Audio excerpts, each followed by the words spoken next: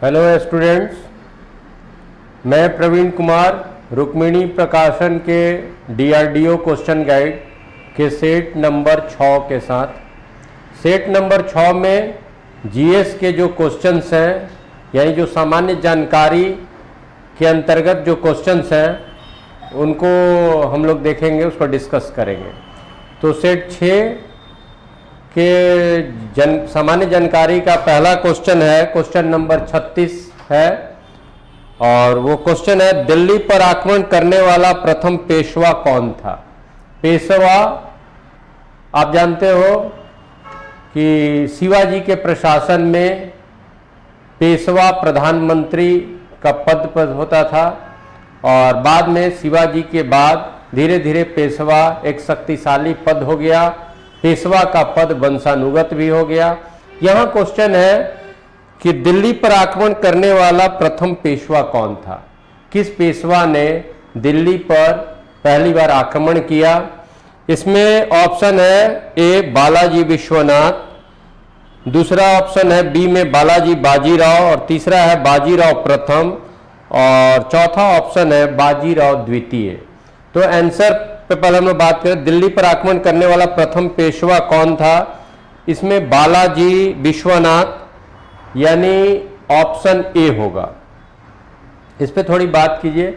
बालाजी विश्वनाथ जो है, पेशवा बालाजी विश्वनाथ का काल है, शासन काल है, पेशवा के रूप में बालाजी विश्वनाथ का शासन काल 1713 से 1720, और ये काल आप देख रहे हो कि मुगल बादशाह में ये काल है फर्रुखशियार का लगभग का काल 19 तक फर्रुखशियार था, और मुगल बादशाह फर्रुखशियार 1713 से 1719, और फर्रुखशियार को गद्दी पर लाने में सहयोग करने वाला या जिसकी मदद से वह गद्दी पर आया था वो सैयद ब्रदर्स थे। बाद में सैयद ब्रदर्स फर्रुखशियार के खिलाफ हो गए और फर्रुखशियार को गद्दी से हटाना चाह रहे हैं, और इसमें सैयद बंधुओं ने मराठों का सहयोग लिया, और उस समय मराठा के पेशवा हैं बालाजी विश्वनाथ, और बालाजी विश्वनाथ के सहयोग से कहा जाए तो सैयद बंधुओं ने फर्रुखशियार को गद्दी से हटाया, मार डाला। तो दिल्ली पर सैयद बंधुओं की मदद के लिए सेना लेकर पहुंचने वाला बालाजी विश्वनाथ। तो इस आधार पर कि दिल्ली पर आक्रमण करने वाला प्रथम पेशवा कौन, तो बालाजी विश्वनाथ होगा। तो आंसर हुआ ए। लेकिन बहुत जगह पर चूंकि बाजीराव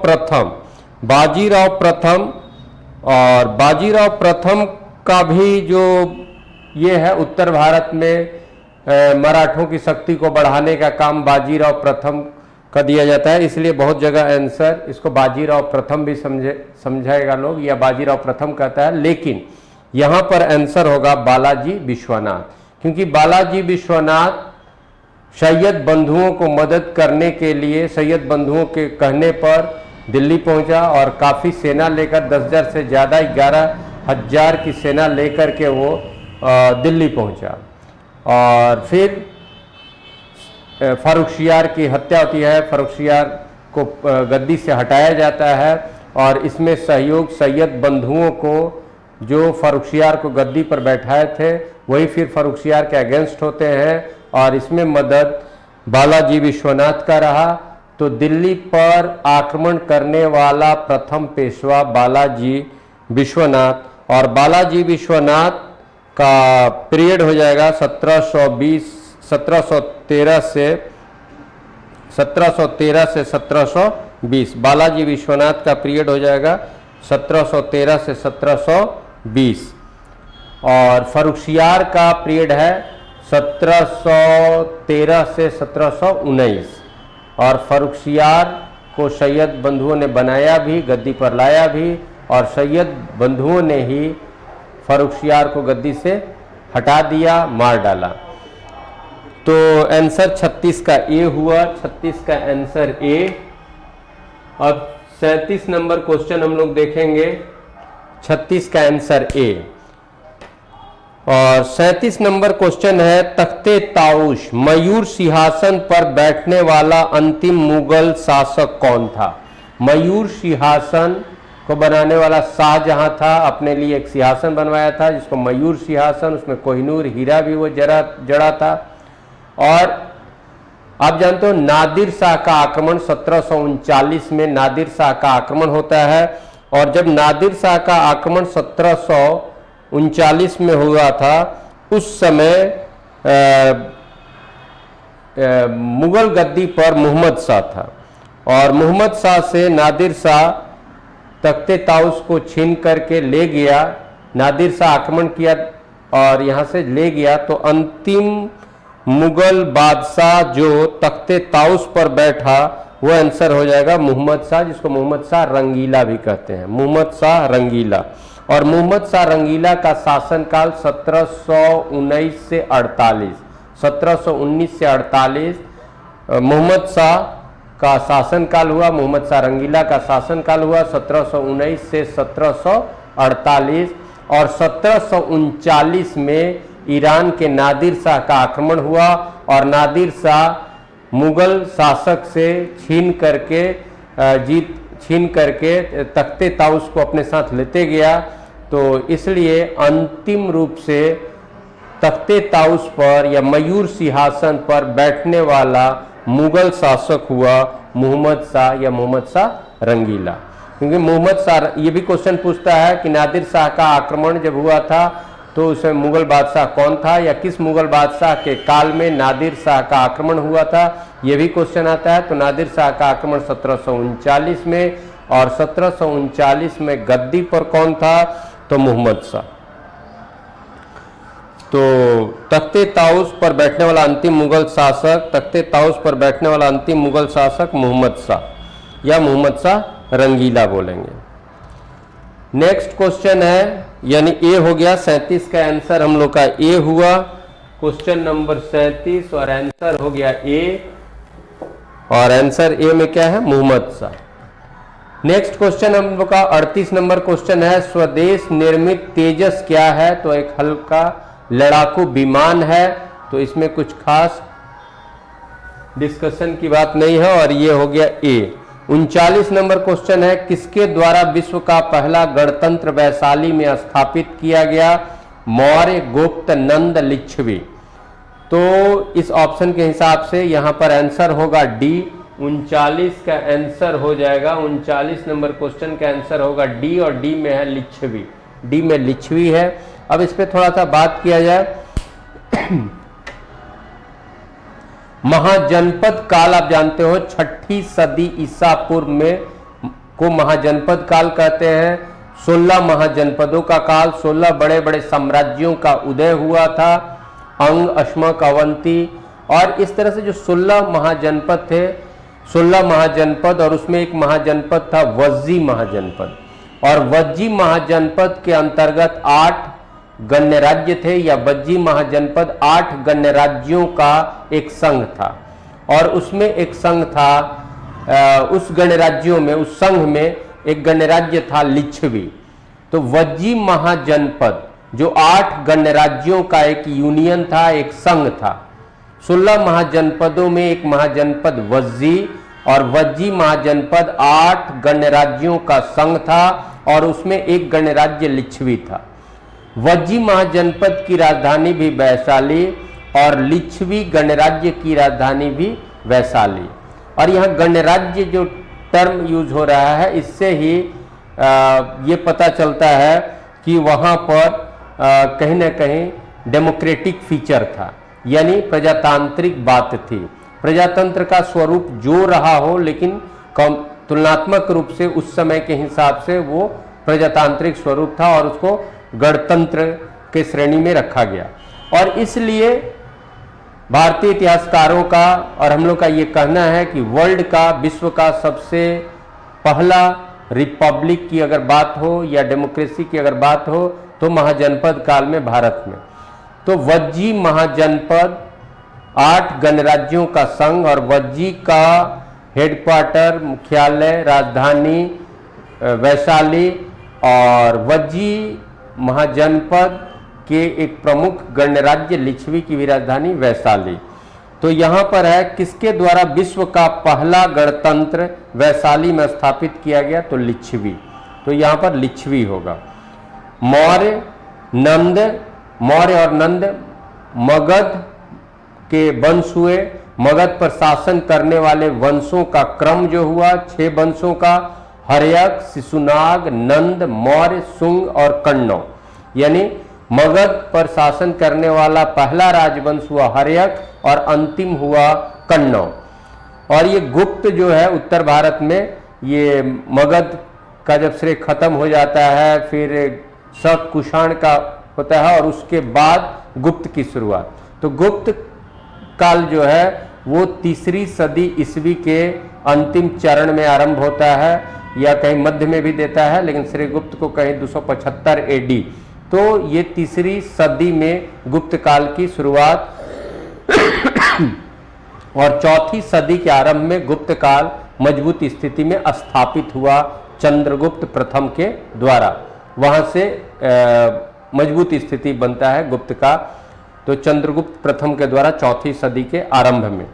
तो यहां पर है कि किसके द्वारा विश्व का पहला गणतंत्र वैशाली में स्थापित हुआ, तो ये लिच्छवी होगा। और इस तरह से 39 का आंसर हम लोग का डी होगा। 39 का आंसर डी लिख दिया गया है। और फिर है क्वेश्चन नंबर 40, भारतीय संविधान के किस संशोधन द्वारा समाजवादी, धर्मनिरपेक्ष और अखंडता शब्द को प्रस्तावना में जोड़ा गया। तो 42वां संविधान संशोधन 1976 द्वारा भारतीय संविधान के प्रस्तावना में समाजवादी, पंथ निरपेक्ष और अखंडता को जोड़ा गया। भारतीय संविधान के प्रस्तावना में, प्रस्तावना जो है संविधान के आरंभ में है और प्रस्तावना संविधान का एक परिचयात्मक नोट है, एक इंट्रोडक्टरी नोट है। प्रस्तावना संविधान का एक परिचय प्रस्तुत करता है और उस प्रस्तावना में आरंभ में जो प्रस्तावना लिखाया शुरू में, तो उसमें समाजवादी, पंथ निरपेक्ष, अखंडता शब्द नहीं था, प्रस्तावना में नहीं था। और इस प्रस्तावना को एक कंप्लीट परिचयात्मक नोट बनाने के लिए 42वें संविधान संशोधन द्वारा इन शब्दों को भी प्रस्तावना में रखा गया, समाजवादी, धर्मनिरपेक्ष और अखंडता। तो ये तीनों शब्द प्रस्तावना में 42वें संविधान संशोधन द्वारा जोड़े गए। एक चीज मैं यहां पर बता देना चाहूंगा, ऐसे सामान्य रूप से लोग जानता है, अगर क्वेश्चन पूछ दे, कभी क्वेश्चन गलत कराने के उद्देश्य से पूछता है और क्वेश्चन पूछ दे कि भारतीय संविधान में पंथ निरपेक्षता, अखंडता, समाजवादी, इन बातों को कब रखा गया, तो संविधान में तो आरंभ से ही रहा है। तो संविधान में कब रखा गया, अगर ऐसा क्वेश्चन पूछता है संविधान में कब रखा गया, तो आप बोलेंगे आरंभ से। लेकिन अगर पूछेगा प्रस्तावना में इन शब्दों को कब जोड़ा गया, कब रखा गया, तब बोलिएगा 42वें संविधान संशोधन 1976 द्वारा। 42वां संविधान संशोधन एक विस्तृत संशोधन है, अब तक के संशोधनों में सबसे बड़ा संशोधन है 42वां संविधान संशोधन। और इसलिए 42वें संविधान संशोधन को मिनी कॉन्स्टिट्यूशन भी कहा जाता है। 42वें संविधान, अगर कहीं क्वेश्चन आ जाए किस संविधान संशोधन को मिनी कॉन्स्टिट्यूशन कहा जाता है, तो 42वें संविधान संशोधन को। और फिर एक बार स्पष्ट करें कि जब पूछेगा कि प्रस्तावना में पंथ निरपेक्ष, समाजवाद, अखंडता को कब जोड़ा गया, तब बोलिएगा 1976 42वें संविधान संशोधन से।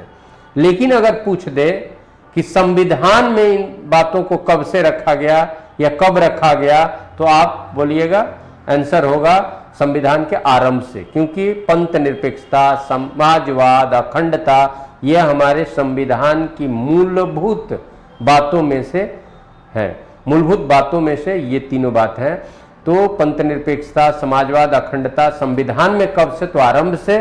और संविधान का जो परिचय है, जो प्रस्तावना है, प्रियम्बल है, उसमें कब इन शब्दों को रखा गया, तब बोलेंगे 42वें संविधान संशोधन 1976। अब नेक्स्ट क्वेश्चन हम लोग देख रहे हैं, क्वेश्चन नंबर 41, यानी 40 का आंसर हम लोग का बी हो गया। 40 का आंसर बी। और 41 नंबर क्वेश्चन है, खरीफ और रबी की फसलों के बीच छोटे समय में पैदा की जाने वाली फसल को क्या कहते हैं? तो जायद फसल कहते हैं। 41 का आंसर ए होगा जायद फसल। 41 का आंसर ए होगा जायद फसल। अब देखिए खरीफ और रबी फसल, हम अपने फसलों को मुख्य रूप से दो कैटेगरी में बांटते हैं कि खरीफ फसल है कि रबी फसल है। रबी फसल उसको कहते हैं जो जाड़े में लगाया जाता है और ग्रीष्म ऋतु के पहले उसकी हार्वेस्टिंग हो जाती है, उसकी कटाई हो जाती है, वो हो गया रबी। और जो ग्रीष्म ऋतु के बाद यानी वर्षा ऋतु या ग्रीष्म ऋतु के अंतिम चरण में जिसको लगाया जाता है और विंटर स्टार्ट यानी जाड़ा के आरंभ में उसकी कटाई हो जाती है, उसको हम लोग बोलते हैं खरीफ। और रबी फसल में सबसे प्रमुख फसल कौन होगा? गेहूं। और खरीफ का हमारा सबसे प्रमुख फसल कौन है? तो धान। रबी का गेहूं और खरीफ का धान। तो इस तरह से भी याद रखिएगा कि गेहूं के साथ साथ जो कुछ उगाया जाता है वो रबी हुआ, और धान के साथ साथ जो कुछ उगाया जाता है उस काल में, उस मंथ में, तो उसको हम लोग खरीफ बोलेंगे। अब रबी और खरीफ के बीच में जो शॉर्ट टाइम होता है उसमें जो कुछ भी लगाया जाता है उसको जायद फसल कहते हैं।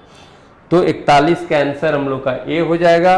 और 42 नंबर क्वेश्चन है, राष्ट्रीय रेल म्यूजियम किस शहर में स्थापित किया गया है? Rail museum. तो रेल म्यूजियम में क्या होगा? रेल से संबंधित जो पुरानी बातें होंगी, जो रेल के इतिहास को दर्शाती होंगी, तो उस तरह के चीजों को वहां रखा गया है। तो रेल म्यूजियम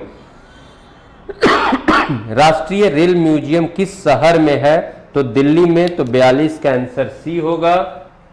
42 का आंसर सी, राष्ट्रीय रेल म्यूजियम कहाँ है? दिल्ली में। और 43 नंबर क्वेश्चन है, भागीरथी और अलकनंदा का संगम किस स्थान पर होकर गंगा बन जाती है? यानी हिमालय से आने वाली दो जो जलधारा है वो मिलता है गया और उसके बाद मैदानी भाग में इसका नाम होता है गंगा। तो एक है अलकनंदा और एक है भागीरथी। भागीरथी और अलकनंदा कहाँ आकर के मिलती हैं और जहां से इन दोनों को सम्मिलित रूप से क्या कहा जाता है? गंगा नाम पड़ता है।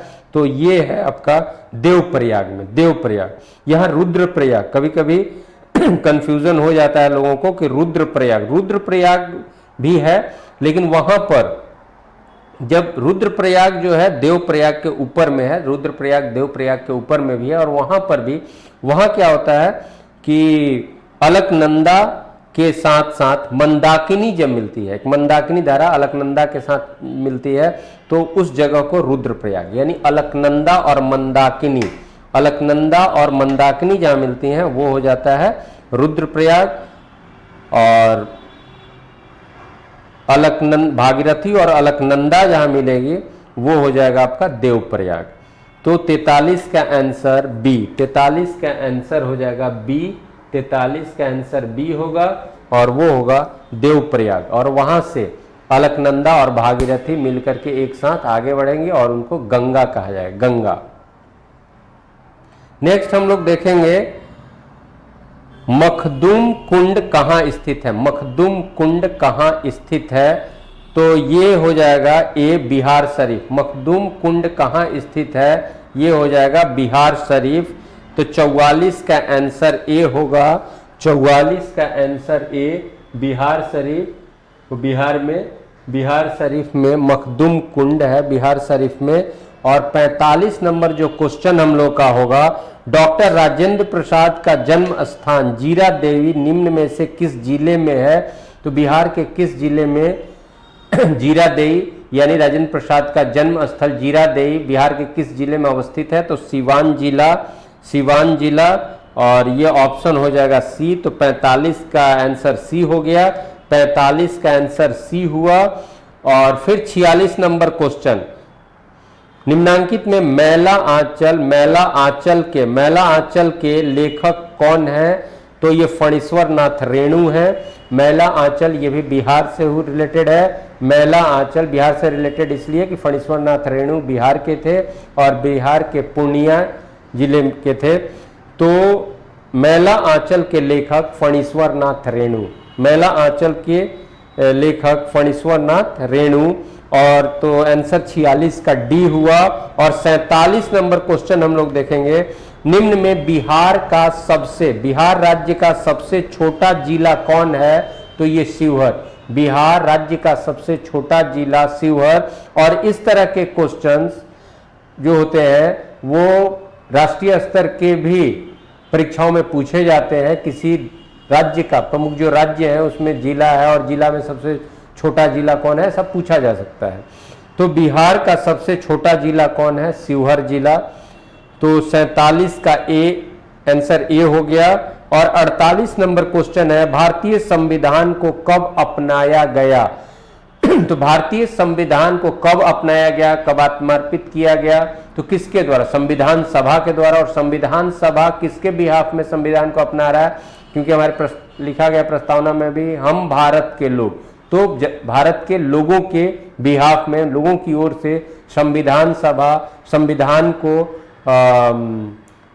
आत्मार्पित किया या संविधान को अपनाया। तो जब अपनाया, तो जिस दिन संविधान अपनाया वाला पूछ रहा है, तो जिस दिन हमारा संविधान बनकर पूरी तरह तैयार हुआ और उस दिन संविधान सभा के अध्यक्ष और अन्य सदस्यों का हस्ताक्षर हुआ, तो ये 26 नवंबर 1949, 26 नवंबर 1949। तो भारतीय संविधान को कब अपनाया गया था? तो 26 नवंबर 1949। और यही होगा भारतीय संविधान को कब लागू किया गया? तो 26 जनवरी 1950। तो भारतीय संविधान को कब अपनाया गया? तो 26 नवंबर 1949, जो ऑप्शन ए पर है। तो 48 का आंसर ए, 26 नवंबर 1949।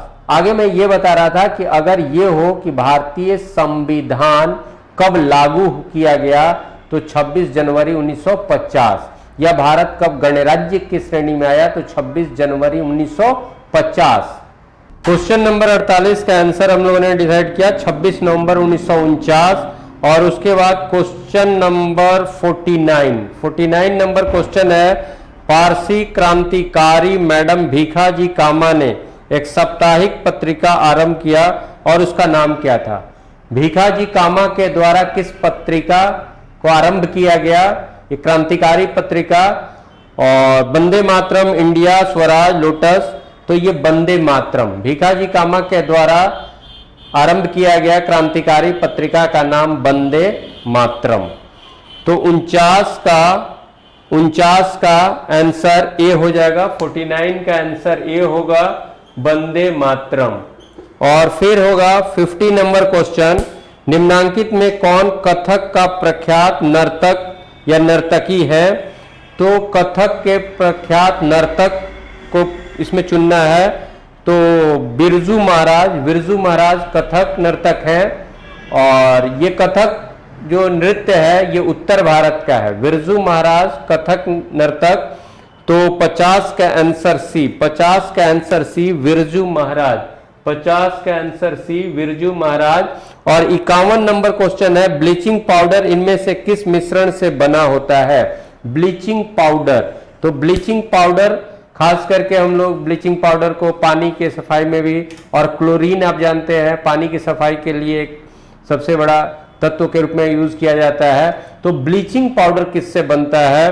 तो ब्लीचिंग पाउडर चूना और क्लोरीन से बनता है। ब्लीचिंग पाउडर चूना और क्लोरीन से बनता है, इसलिए 51 का आंसर आपका डी होगा, चूना और क्लोरीन।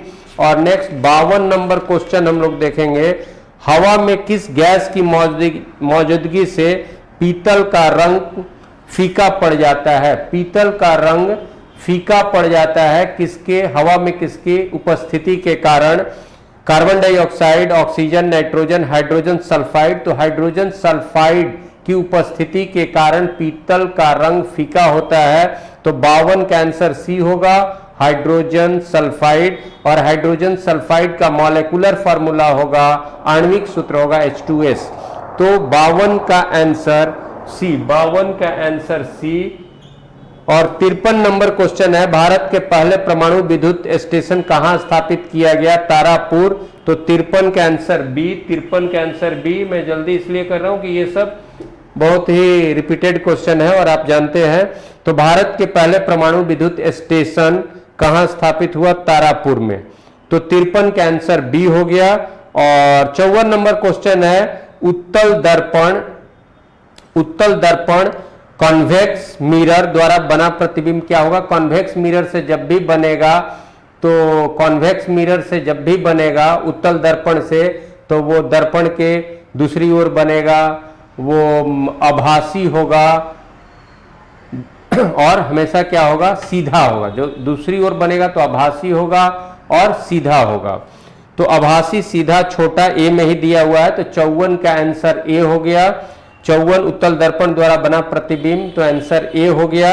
और 55 नंबर क्वेश्चन है हमारा है मैग्नीशियम का महत्वपूर्ण अयस्क कौन है? मैग्नीशियम के अयस्क एक से ज्यादा भी है, लेकिन मैग्नीशियम का महत्वपूर्ण अयस्क और कौन है? तो याद कीजिएगा कार्नोलाइट। कार्नोलाइट मैग्नीशियम का सबसे महत्वपूर्ण और है कार्नोलाइट। तो 55 का आंसर सी हुआ। और 56 नंबर क्वेश्चन है एंटीबॉडीज का निर्माण किससे होता है? शरीर में एंटीबॉडीज का निर्माण किससे होता है? यानी शरीर में रोग से लड़ने की क्षमता बढ़ती है, या बाहरी जो भी शरीर में प्रवेश कर रहा है अगर कोई भी बैक्टीरिया, तो उससे लड़ने की क्षमता या उसको निष्क्रिय करने की क्षमता, तो ये किससे होगा? तो यहां पर क्वेश्चन है एंटीबॉडीज का निर्माण किससे होता है? तो लिम्फोसाइट से एंटीबॉडीज का निर्माण होता है। तो 56 का आंसर हो जाएगा लिम्फोसाइट, और वो 56 का ऑप्शन हो जाएगा सी। 56 का ऑप्शन सी। और 57 नंबर है तंत्रिका कोशिका नर्व सेल भ्रूण के किस अवस्था में तैयार होता है? भ्रूण यानी एम्ब्रियो, तो एम्ब्रियो के किस अवस्था में नर्व सेल तैयार होना शुरू होता है? तो ये आपका होगा एक्टोडर्म। ये भ्रूण का एम्ब्रियो का फेज है, और शुरू में एम्ब्रियो के शुरू के फेज में नर्व सेल नहीं बनता है। वो एक्टोडर्म जो फेज है, एक्टोडर्म जो फेज है एम्ब्रियो का, उस समय नर्व सेल डेवलप होना, नर्व सेल बनना शुरू होता है। तो आंसर हो जाएगा तंत्रिका कोशिकाएं भ्रूण के किस स्तर से बनती हैं? तो एक्टोडर्म फेज से, स्तर से। तो 57 का आंसर ए होगा। और 58 नंबर जो क्वेश्चन है निम्नांकित तत्वों में से कौन सा एक तत्व कैंसर कारक है? निम्न तत्वों में कौन जो है वो कैंसर के लिए रिस्पॉन्सिबल तत्व के रूप में जाना जाता है? तो वो क्रोमियम कैंसर कारक तत्व के रूप में जाना जाता है। तो क्रोमियम। 58 का आंसर बी, क्रोमियम। अब है 59 नंबर क्वेश्चन नंबर 59 जो है एड्स किसके कारण होता है? एड्स का फुल फॉर्म आप जानते हैं और कभी कभी पूछा भी है। तो एक्वायर्ड इम्यूनो डिफिशियंसी सिस्टम, ये एड्स का फुल फॉर्म हुआ। और एड्स क्या है? बैक्टीरियल है कि वायरल है? तो एड्स जो है वो वायरस से होता है। एड्स किससे होता है? एड्स वायरस से होता है। तो आंसर हम लोग का 59 का सी होगा। 59 का सी। एड्स किसके कारण होता है? तो वायरस से। और एड्स की जांच के लिए जो जांच है, एड्स की पहचान के लिए जो जांच है उसको एलिसा टेस्ट बोलते हैं। ELISA test, ELISA, ELISA test बोलते हैं। और एड्स किसके कारण होता है? तो वायरस। तो आपका 59 का आंसर सी हुआ। और 60 नंबर क्वेश्चन है रुधिर के थक्का जमने के लिए कौन सी विटामिन की आवश्यकता होती है? Which vitamin is necessary to form clot, या रुधिर को जमने के लिए कौन सा विटामिन रिस्पॉन्सिबल है? यानी किस विटामिन की कमी अगर हो जाएगी तो शरीर में अगर कहीं कट लग गया, कहीं से अगर रक्त बहना शुरू हुआ तो जल्दी रुकता नहीं है। तो अगर विटामिन के की कमी है तो थक्का जमाने के लिए कौन सा विटामिन जो है वो उत्तरदायी है? तो वो विटामिन के। और विटामिन के का केमिकल नेम होता है फिलोक्विनोन। विटामिन के का रासायनिक नाम है। तो रुधिर के थक्का जमने के लिए कौन सी विटामिन की आवश्यकता होती है, कौन सा विटामिन उसके लिए उत्तरदायी है, तो विटामिन के।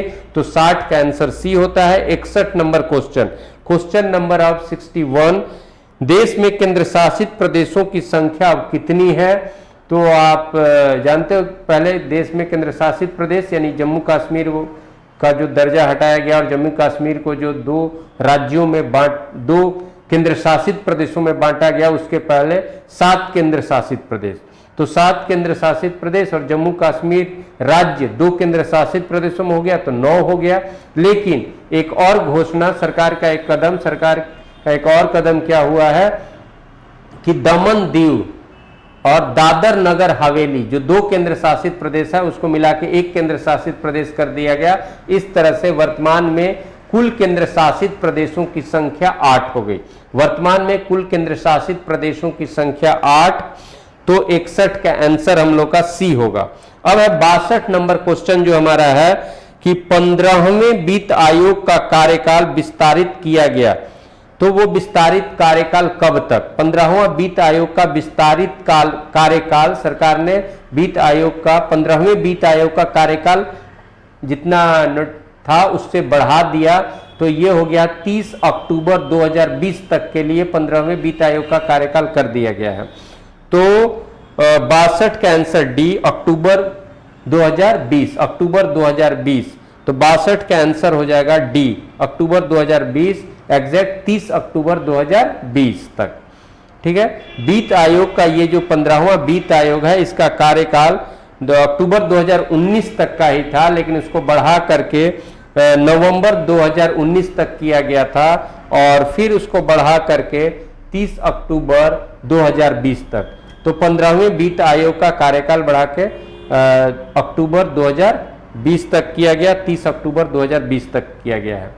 वित्त आयोग एक संवैधानिक संस्था है। वित्त आयोग का उल्लेख संविधान में है। वित्त आयोग का उल्लेख संविधान के आर्टिकल 280 में है। वित्त आयोग का गठन राष्ट्रपति द्वारा किया जाता है। वित्त आयोग में कुल 5 व्यक्ति होते हैं, एक अध्यक्ष और 4 अन्य सदस्य। वित्त आयोग का गठन राष्ट्रपति करता है और वित्त आयोग का गठन केंद्र और राज्य के बीच राजस्व बंटवारा के लिए होता है, यानी केंद्र और राज्य के बीच रेवेन्यू का बंटवारा किस रूप में होगा, इसके लिए वित्त आयोग संस्तुति करता है। तो यह क्वेश्चन है 15वें वित्त आयोग का कार्यकाल विस्तारित किया गया। आयोग का विस्तारित कार्यकाल कब तक के लिए है, तो अक्टूबर 2020। तो डी, 62 का आंसर डी होगा। और 63 नंबर क्वेश्चन है, रेलवे को वर्ष 2018-19 में प्लेटफॉर्म टिकट की बिक्री से कितना आय हुआ? रेलवे का इनकम प्लेटफॉर्म टिकट की बिक्री से कितना हुआ? इस तरह के क्वेश्चन आप घबराइएगा नहीं कि एक एक चीज हमको याद करें। ये तभी पूछा जाता है जब अगर रेलवे का ब्यौरा आया और उस समय ये दिखाया गया कि हमको इससे इतना आए, इससे इतना आए, जब न्यूज में है तभी आपका क्वेश्चन बनता है। तो 2018-19 में प्लेटफॉर्म टिकट की बिक्री से रेलवे को कितना का इनकम हुआ? तो ये जो आंकड़ा मिलता है उससे है 139.2 करोड़, 139.2 करोड़, 139.2 करोड़ जो आपके ऑप्शन में है सी में 139.20 करोड़ रुपया प्लेटफॉर्म टिकट के बिक्री से हुआ है 2018-19 में रेलवे को। तो 63 का आंसर सी हुआ।